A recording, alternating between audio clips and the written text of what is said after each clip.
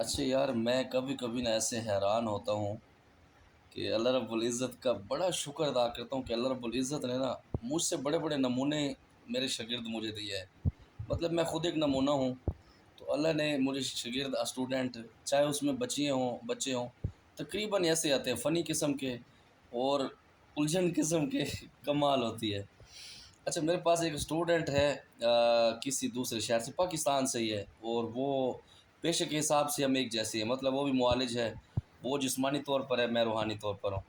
تو اس کا بڑا پن ہے، وہ مجھ سے اس نے کوئی 10 دفعہ کہہ دیا کہ پیر صاحب آپ کا کوئی مریض ہو مجھے بتایا کرو، میں آپ کو میڈیسن لکھوا کے دوں گا، ہمارے پاس بڑے بڑے ڈاکٹر ہیں، ہماری کلینک ہے۔ اور بالکل اس میں کوئی شک نہیں ہے، لیکن سچی بات یہ ہے کہ میں کسی کو تکلیف دینا گوارا ہی نہیں سمجھتا، کیونکہ مجھے پتہ ہے کہ جو ہمارا تعلق ہے نا، وہ اس نیت سے ہے کہ آپ میرے پاس آتے ہیں، سیکھتے ہیں، میں آپ کو سکھاتا ہوں، آپ اس کی فیس پے کرتے ہیں، میں اس کا آپ کو ٹائم دیتا ہوں۔ تو میں آپ لوگوں کو کیوں بار بار کہوں کہ فلاں مریض، ایک دن آپ مجھ سے تنگ آ جائیں گے۔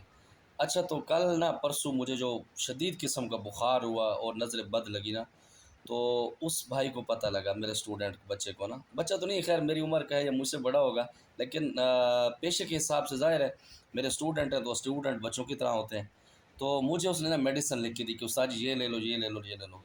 اور سچی بات یہ ہے کہ مجھے نہ یہ جو میڈیکل کی دوائیں ہیں نا انگریزی، یہ مجھے پسند نہیں ہے۔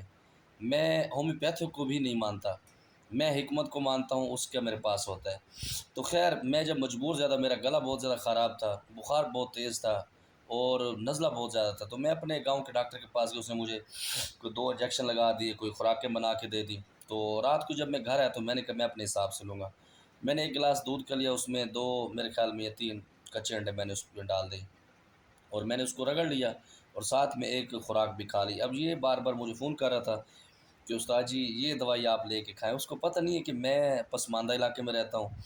تو خیر میں نے یہ اپنا، وہ رات کو سو گیا، تو آج میں نے اس کا شکریہ ادا کیا۔ تو میں نے اس کو دعا میں کہا، میں نے کہا اللہ آپ کو نا خوبصورت سی بیوی دے، جو بات میں آپ سے کرنے والا ہوں۔ تو آج اس کا میسج کہتا ہے استاد جی آپ کو کس نے بتایا کہ مجھے شادی کی ضرورت ہے، میں تو چلک کشی کرنا چاہتا ہوں۔ ابھی اللہ کے بندے، شادی کے بعد بھی چلک کشی ہو جاتی ہے، کوئی مسئلہ نہیں ہے۔ اور دوسرے نمبر پر اگر آپ شادی سے زیادہ تنگ ہیں نا، جہاں پر آپ کی بات بن رہی ہے، ہم حاضر ہیں، ہمارے پاس چاروں کا آپشن ابھی خالی ہے، مطلب ایک سیٹ تو مکمل ہے، ہم بالکل تیار ہیں، کسی چیز کی فکر نہیں ہے۔ خدا کے بندے، شادی کی بندہ دعا اس کو دیتا ہے جس نے یہ چس اٹھائی ہوتی ہے، جس نے ٹھاک پروگرام دیکھے ہوتے ہیں نا، اس کو پتہ ہے کہ شادی کے اندر کتنا مزہ ہے۔ اگر آپ شادی سے خفا ہو، جہاں پر بھی آپ کی بات بنے، ہم حاضر ہیں، ہمارا کام کراؤ۔